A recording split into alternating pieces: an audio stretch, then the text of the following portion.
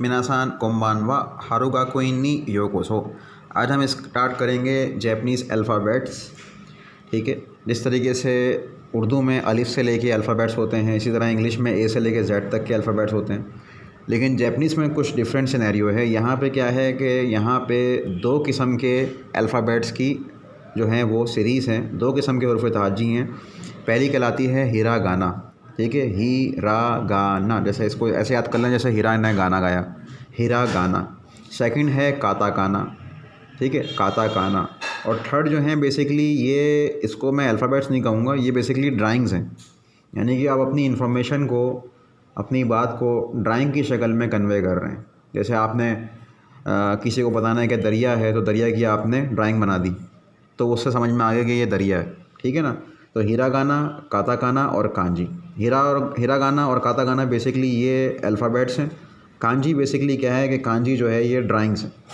ठीक है, तो यहाँ पे मैंने लिख भी दिया, ये हिरागाना के अल्फ़ाबेट्स में ही मैंने हिरागाना लिख दिया यहाँ पे। सेम उसी तरीके से काताकाना को मैंने यहाँ पे काताकाना के अल्फ़ाबेट्स को इस्तेमाल करके काताकाना यहाँ लिख दिया, और ये कांजी जो है मैंने ड्राइंग की शक्ल में यहाँ पे बना दी। अब हिरागाना और काताकाना में क्या डिफरेंस है? कांजी तो आपको समझ में आ गई कि ये ड्राइंग्स हैं। ठीक है, हिरागाना और काताकाना में क्या डिफरेंस है, इसको पहले समझ लेते हैं। अच्छा, कांजी बेसिकली क्या है? ये चाइनीज़ कैरेक्टर्स हैं। यानी कि कांजी जो है ये चाइना से जापान में आई। ठीक है, चाइना से जापान में आई, और चाइनीज़ कैरेक्टर्स तो खैर बहुत ज़्यादा हैं, कोई 20-25 हज़ार के करीब कैरेक्टर्स हैं, लेकिन ऑफिशियली जापान में 2100 या 2200 के करीब, ठीक है, इसको 2200 कर लें, 2200 के करीब जो है वो ऑफिशियली रिकग्नाइज्ड, यानी जापान में जिसको 2200 के करीब कांजी के कैरेक्टर्स आते हैं तो वो आराम से अखबार पढ़ सकता है। ठीक है, तो दोबारा से रिव्यू कर लेते हैं। दो किस्म के अल्फ़ाबेट्स हैं, हिरागाना और काताकाना। इन दोनों को मिला के हम कहते हैं वाजी। बहरहाल इसकी डिटेल में हम नहीं जाएंगे, इन दोनों को मिला के हम वाजी कहते हैं, हिरागाना और काताकाना। और थर्ड है कांजी। अच्छा, हिरागाना और काताकाना में क्या फ़र्क है वो हम देख लेते हैं। यहाँ पे मैंने उर्दू में पहले से लिखा हुआ है, एक जुमला मैंने लिखा है यहाँ पे, यहाँ नई बिल्डिंग बन रही है। ठीक है, यहाँ नई बिल्डिंग बन रही है। तो इसमें देखें कि ये मैंने उर्दू में लिखा है वर्ड, लेकिन बिल्डिंग को भी मैंने, बिल्डिंग जो वर्ड है ये बिल्डिंग बेसिकली इंग्लिश का वर्ड है ना, बिल्डिंग। ठीक है ना, ये जो बिल्डिंग है बेसिकली ये इंग्लिश का वर्ड है बिल्डिंग, लेकिन इसको मैंने उर्दू में लिख दिया, और हम उर्दू में आराम से इस वर्ड को इस्तेमाल कर रहे होते हैं। इसको हम ऐसा समझते हैं कि जैसे ये उर्दू का ही वर्ड है। बिल्डिंग जो है इसको हम समझते हैं कि ये उर्दू का ही वर्ड है। इवन के जिसको इंग्लिश नहीं भी आती, वो भी बिल्डिंग बोल रहा है। ठीक है ना, तो वो भी इसको बिल्डिंग बोल रहा है। तो इसको हमने इतना मतलब ये कि इसको इस तरीके से हम यूज़ कर रहे हैं कि वो बिल्डिंग जो है वो उर्दू का वर्ड बन गया। लेकिन इसमें आप ये देखें कि बिल्डिंग को हमने उर्दू के जो अल्फ़ाबेट्स हैं उसी को इस्तेमाल करके लिख दिया, बे, लाम, डाल, उसके बाद फिर नून और गाफ, बिल्डिंग। लेकिन बिल्डिंग बेसिकली ये उर्दू का वर्ड नहीं है, इंग्लिश का वर्ड है, लेकिन हमने इसको उर्दू के अल्फ़ाबेट्स को इस्तेमाल करके लिखा। उर्दू में क्या कहेंगे इसको, बिल्डिंग को, इसको उर्दू में कहेंगे इमारत। ठीक है ना, तो यहाँ बात समझ में आती है कि हाँ ठीक है यार, ये उर्दू का ही वर्ड है, तो इसको हम उर्दू में आइन, मीम, अलिफ, रे और ते करके लिख दिया।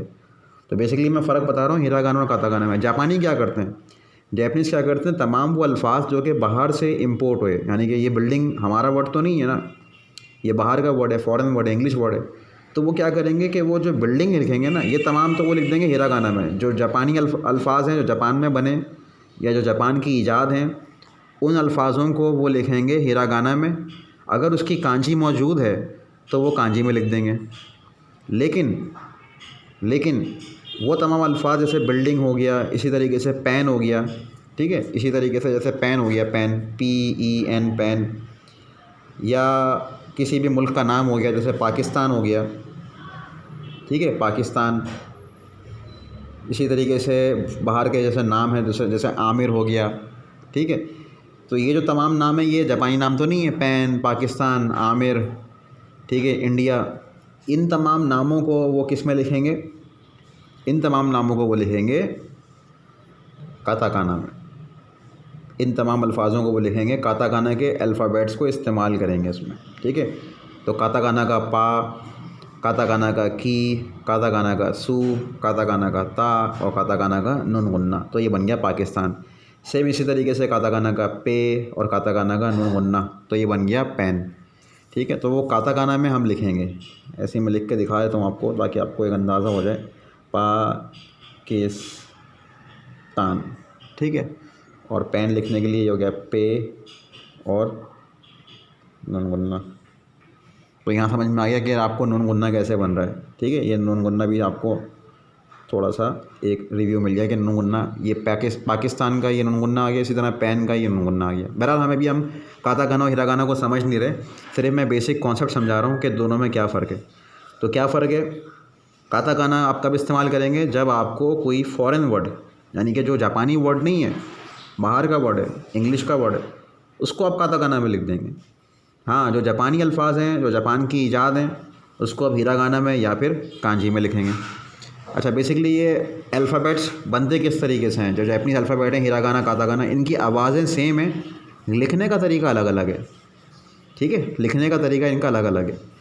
अच्छा, ये तो 3 चीज़ें हो गई, हिरागाना, काताकाना, कांजी। थर्ड जो है, इसकी भी बड़ी अहमियत है। अगर ये आपको सही तरीके से लिखना आएगा या टाइप करना आएगा तो आप मोबाइल में अपने आराम से जापानीज़ को टाइप कर सकते हैं, और वो कहलाते हैं रोमाजी। इसको हम कहते हैं रोमाजी। ठीक है, रोमाजी। रोमाजी समझ लें कि ये क्या चीज़ है रोमाजी। जैसे हम उर्दू में रोमन में लिखते हैं ना, तो समझ लें कि जापानी जो है वो हम रोमन में लिख रहे हैं। ठीक है, यानी कि इंग्लिश के अल्फ़ाबेट्स को इस्तेमाल करते हुए जापानीज़ लिख रहे हैं। जैसे मिसाल के तौर पे मैंने लिखा यहाँ को YAHAN, यहाँ, तो इसका मतलब ये है कि हमने उर्दू को रोमन में लिख दिया। तो सेम इसी तरीके से जापानी को भी हम रोमन में लिख सकते हैं, लेकिन इसका लिखने का एक रूल है, तो उस रूल को फॉलो करते हुए हम लिखेंगे। क्योंकि उर्दू में तो हम उस रूल को फॉलो नहीं करते, उर्दू में जैसे मर्ज़ी में हम लिख देते हैं। जैसे मैं को MAY भी लिखते हैं, मैं। ठीक है, इसी तरीके से कोई है वो उसको ME भी लिख रहा है, कोई है उसको MEY भी लिख रहा है। ठीक है ना, तो सेम इस तरीके से। लेकिन जापानीज़ में ये गलती आप नहीं करेंगे, अगर ये गलती करेंगे तो मायने चेंज हो जाएंगे। ठीक है, इसके बाद फिर हम आ जाते हैं, इसको पढ़ते हैं साथ साथ कि आवाज़ें क्या हैं, हिरागाना की क्या आवाज़ें। 46 के करीब अल्फ़ाबेट्स हैं, हिरागाना की भी 46 के करीब अल्फ़ाबेट्स हैं, और काताकाना के भी 46 के करीब ये अल्फ़ाबेट्स हैं। 46 और ये भी 46 के करीब हैं। आवाज़ें बनेंगी किस तरीके से, इसको पढ़ने की कोशिश करें। क्या लिखा हुआ ये आ, ई, उ, ए, ओ। ठीक है, आ, ई, उ, ए, ओ। अब आपने इस अल्फ़ाबेट को ए नहीं पढ़ना, इसको आपने आ पढ़ना है। ठीक है, अगर आपसे आ नहीं पढ़ा जा रहा तो आप जैसे ही आ का वर्ड आ जाए तो आप इसको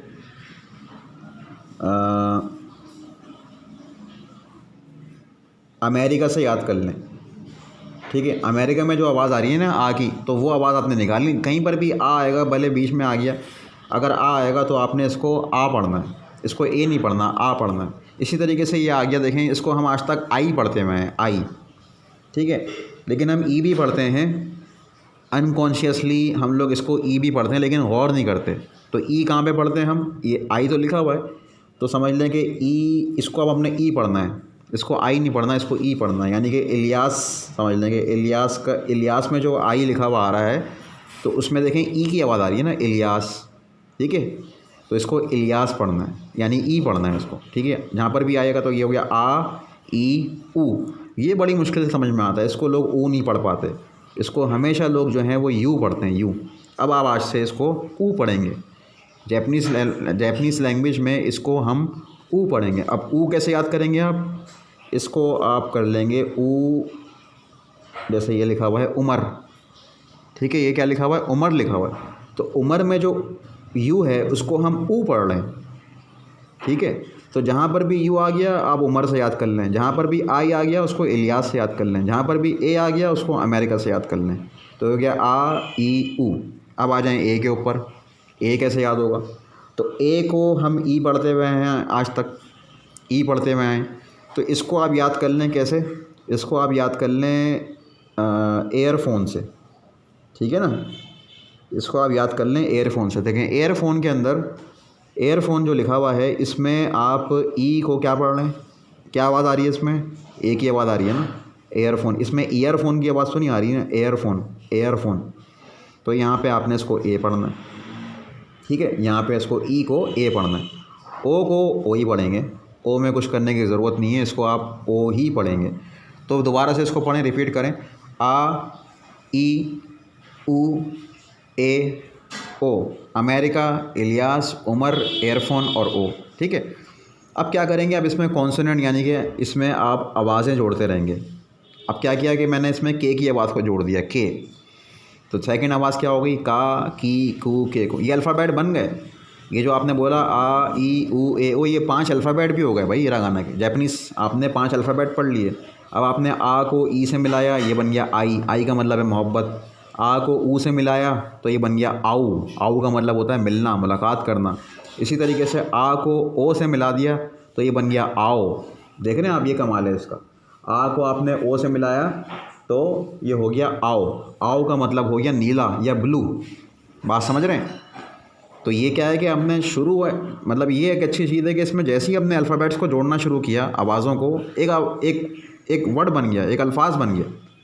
दूसरी ज़बानों में ऐसा नहीं होता। जैसे अलिफ़ को बे से मिलाया अब बन गया, इसी तरह अलिफ़ को ते से मिलाया अत बन गया। अत की कोई मतलब तो नहीं है ना, लेकिन जापानी में क्या है कि मोस्टली मतलब निकल जाते हैं। तो ये बड़ी अच्छी बात है इस ज़बान में, ठीक है। तो ये हो गया आ ई ऊ ए ओ। नेक्स्ट में आ जाएं, का, की, कू, के को। तो सेम इसी आवाज़ों को फॉलो करना है अब आपने, ठीक है ना, यही आवाज़ों को फॉलो करना है। आ ई ऊ ए ओ, का, की, कू, के को। थर्ड में सा, सा के बाद शी है। यहाँ पे जैपनीज़ में सी की आवाज़ नहीं है, जापानी में शी बोलेंगे, शी। तो सा के बाद शी, सु, से, सो। सा, शी, सु, से, सो, ठीक है। ये यहाँ पे एक्सेप्शन आ गई कि इनके पास सी की आवाज़ नहीं है, शी की आवाज़। सेकंड है ता।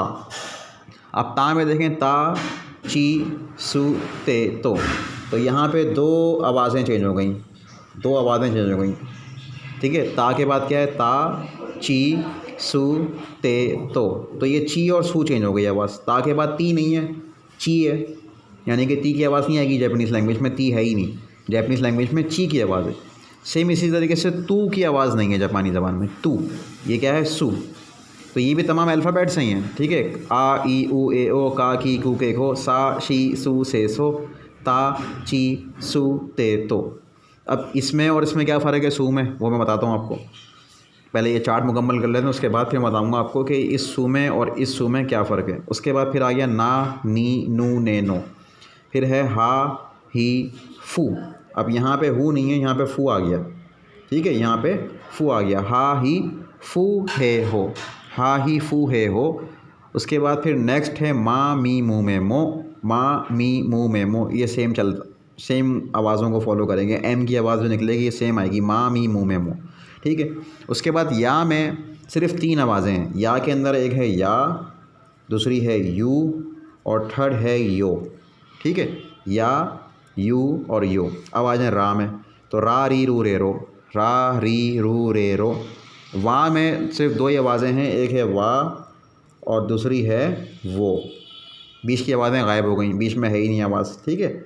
वाह है और वो है, या इसको ओ भी पढ़ते हैं बास वक्त, ठीक है। वाह, वो, और फिर ये आखिर में नून गुन्ना, ठीक है। इसको दोबारा से मेरे साथ पढ़ने की कोशिश करें। आ ई ऊ ए ओ, का, की, कू, के को, सा, शी, सु, से, सो, ता, ची, सु, ते, तो, ना, नी, नू, ने, नो, हा, ही, फू, हे, हो, मा, मी, मू, में, मो, या, यू, यो, रा, री, रू, रे, रो, वा, वो और ये है की आवाज़, ठीक है।